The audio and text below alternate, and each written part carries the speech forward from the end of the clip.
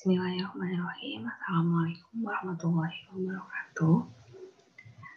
Pada kesempatan kali ini saya akan menyampaikan terkait penyusunan bahan ajar dan rubrik penilaian dalam rangka keikutsertaan pada kegiatan workshop pekerti yang diselenggarakan pada tanggal 4 hingga 9 Mei tahun 2021.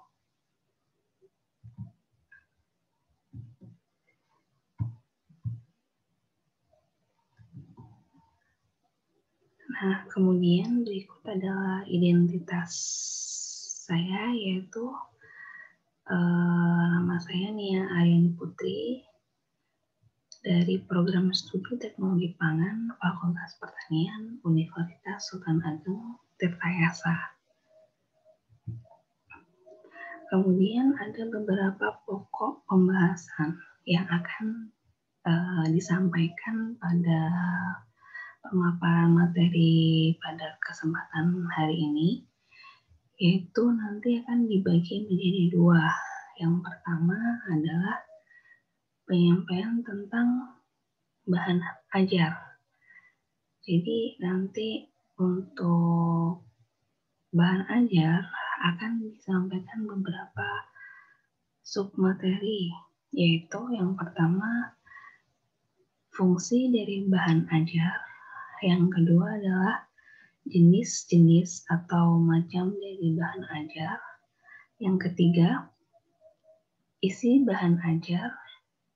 Dan yang terakhir adalah pengembangan bahan ajar. Itu adalah materi-materi yang terkait dengan bahan ajar. Selanjutnya akan dilanjutkan dengan pemaparan terkait rubrik penilaian bahan ajar. Pada materi ini terdapat beberapa submateri. Yang pertama yaitu terkait definisi penilaian. Kemudian yang kedua adalah aspek-aspek penilaian yang digunakan. Kemudian yang ketiga ada proses evaluasi. Dan yang terakhir ada contoh dari lembar evaluasi, seperti itu. Jadi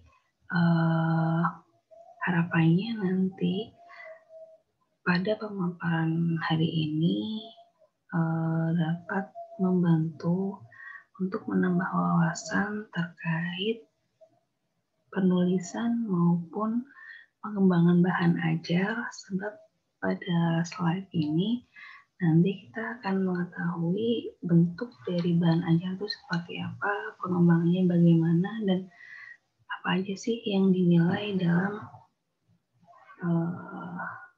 penyusunan bahan ajar itu tadi, seperti itu.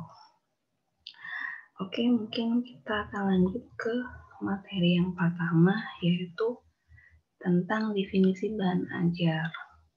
Saya rasa Bapak dan Ibu sekalian juga sudah memahami dan mungkin sudah sering bergelut dengan apa yang dinamakan dengan bahan ajar itu tadi.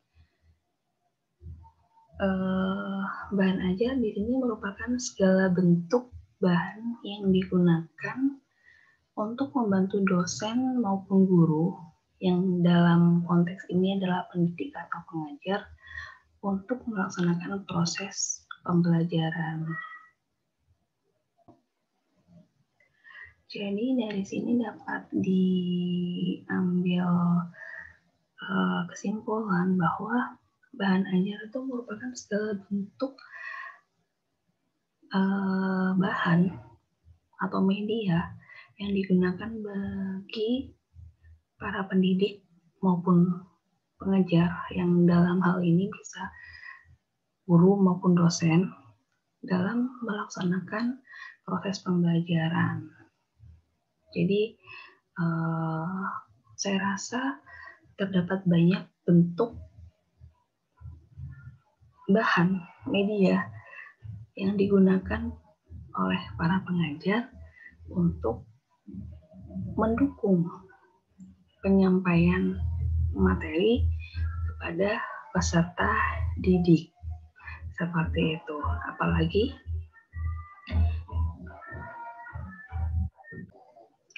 dalam kondisi pandemi seperti saat ini. Saya rasa banyak pihak atau mungkin pengajar yang dituntut untuk dapat memvariasikan dan memodifikasi bahan-bahan ajar yang dapat digunakan untuk mendukung proses pembelajaran.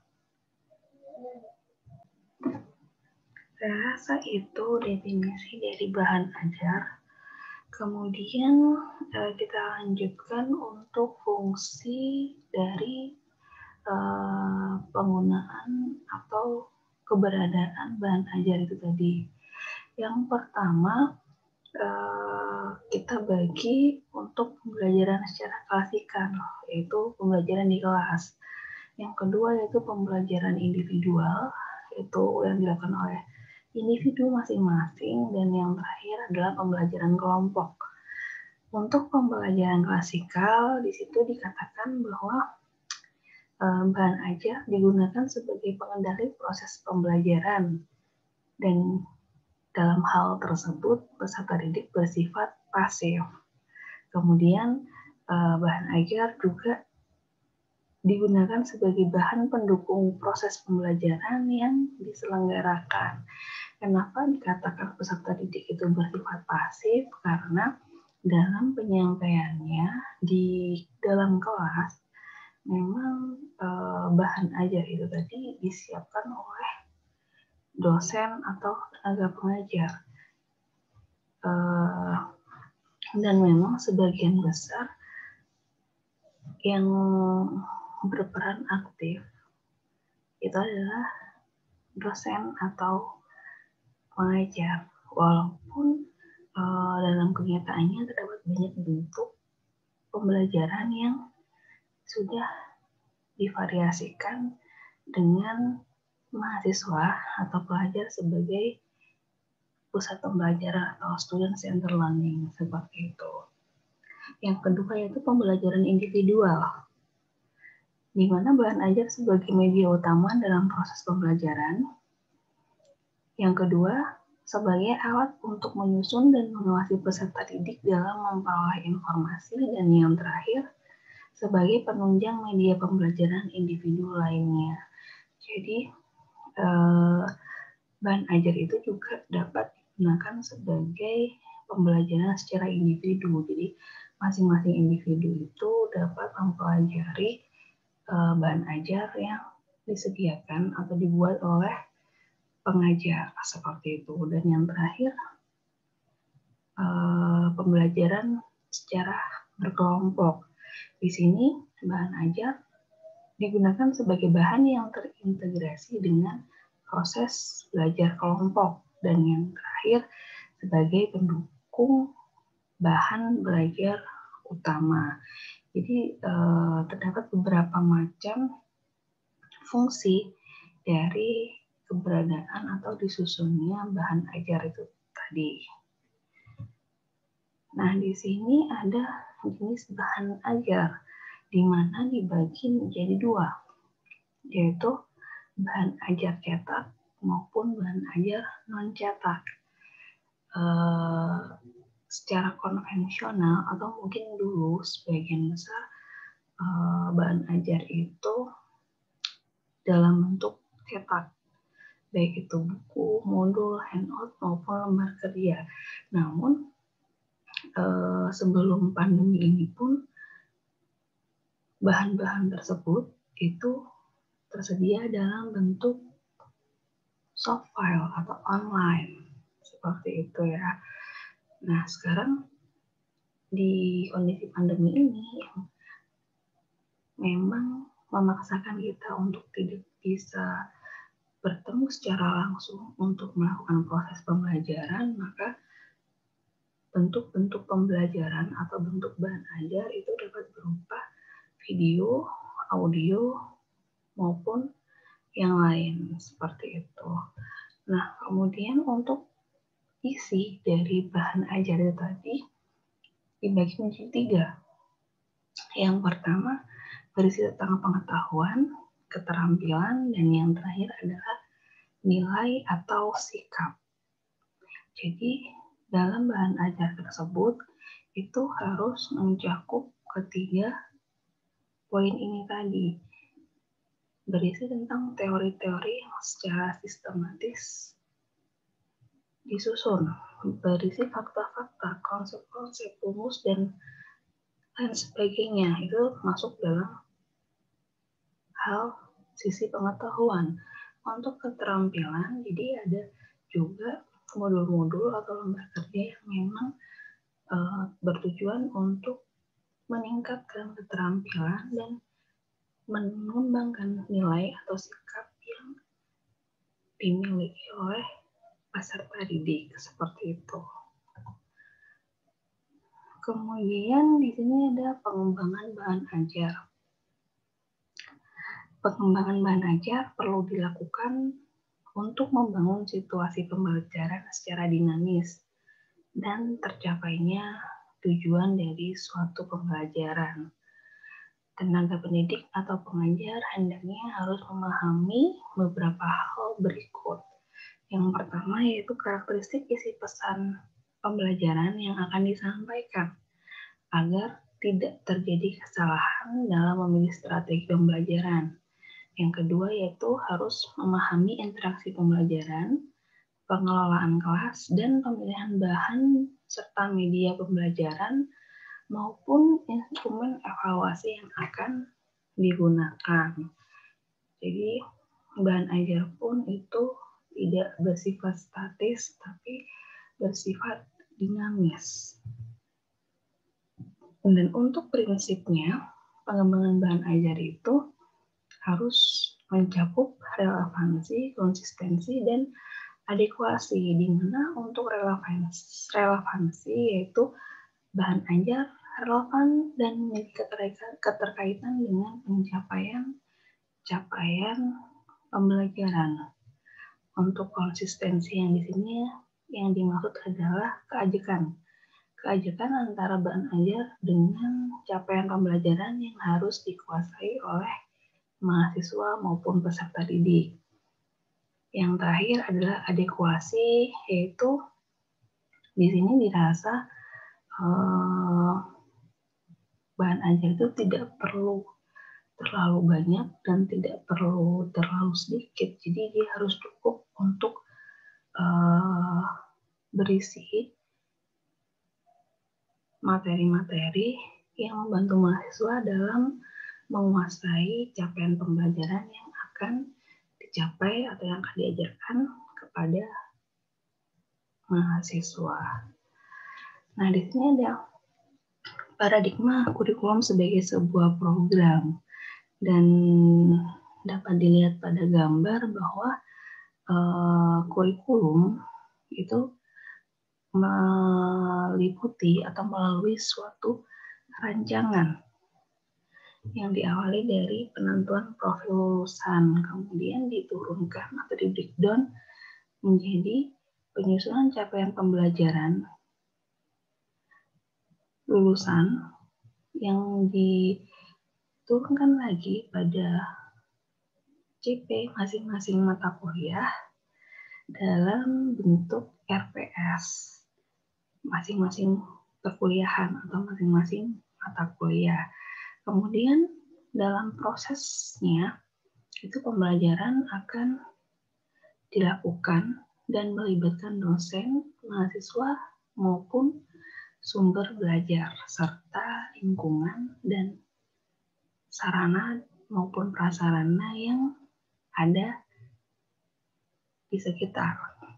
Dan yang terakhir untuk luarannya yaitu lulusan memiliki kemampuan sesuai capaian pembelajaran, di mana capaian itu tadi melalui atau hasil dari proses pembelajaran antara dosen, mahasiswa yang dibantu atau didukung dengan adanya bahan ajar atau sumber belajar. Kemudian untuk aspek penilaian bahan ajar itu ada beberapa aspek yang dinilai, yaitu tentang materi, penyajian materi, keterbacaan, teks dan gambar atau mungkin ilustrasi, dan yang terakhir adalah kebahasaan. Nah, di sini disampaikan untuk proses evaluasi. Untuk kelayakan isi itu mencakup kesesuaian dengan kompetensi.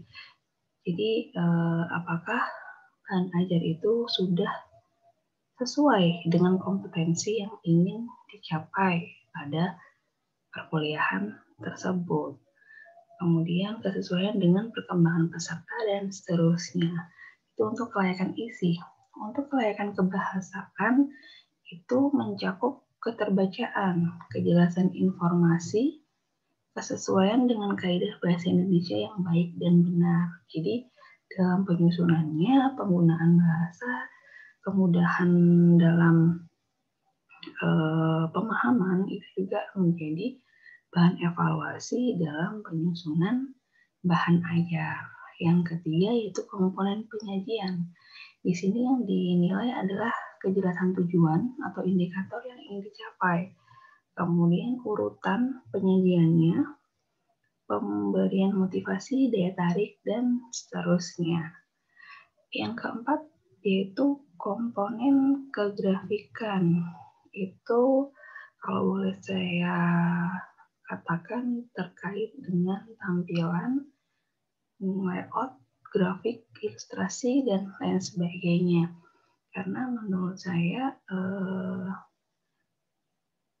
terdapat beberapa hal yang mungkin lebih mudah dipahami ketika informasi tersebut dalam bentuk ilustrasi, entah itu gambar, grafik, maupun tabel. Jadi dapat memudahkan pembaca dalam pemahaman materi dari bahan ajar tersebut.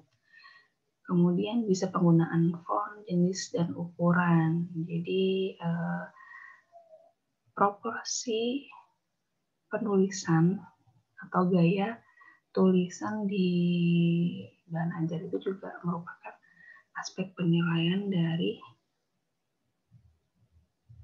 penyusunan bahan ajar. Dan yang terakhir adalah variabel dalam evaluasi yang dilakukan untuk semua aspek yang menyangkut kualitas bahan ajar dan beragam format alat bantu dalam proses evaluasi bahan ajar. Nah, di sini ada contoh lembar evaluasi untuk bahan ajar atau penyusunan bahan ajar. Contoh pertama yaitu evaluasi untuk medium cetak atau mungkin buku cetak seperti itu ya. Dan yang kedua ada evaluasi untuk medium atau media cetak seperti foto, gambar, poster, dan kartun. Di mana dalam lembar evaluasi tersebut yang pertama berisi tentang identitas, baik itu judul, sumber, tanggal, biaya, waktu, dan seterusnya. Kemudian pada tabel itu dapat dilihat ada beberapa aspek atau beberapa parameter yang digunakan untuk penilaian bahan ajar itu tadi. Dan di kolom selanjutnya itu adalah nilai dari tinggi, sedang, dan rendah. Dan dapat juga disertai dengan komentar terkait aspek atau parameter penilaian tersebut. Mungkin itu yang dapat saya sampaikan untuk materi penyusunan bahan ajar dan rubrik penilaian. Terima kasih atas perhatiannya. Wassalamualaikum warahmatullahi wabarakatuh.